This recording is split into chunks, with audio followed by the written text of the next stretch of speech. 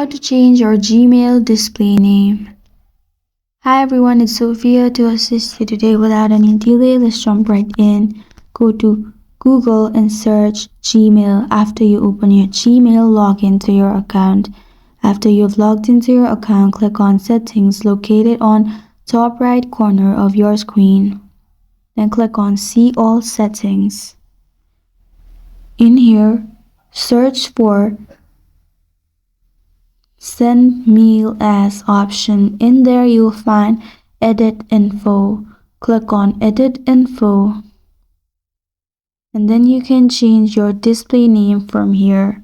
You can add any names you want and make sure there is blue mark in that new name. After you add the name, simply click on Save Changes. As you can see, display name has been changed, and that's how you change your Gmail display name. Thank you for joining me today. If this video helps you out, please leave a like and subscribe for more. Got a question or want to suggest a topic? Comment below. I am Sophia signing off until next time.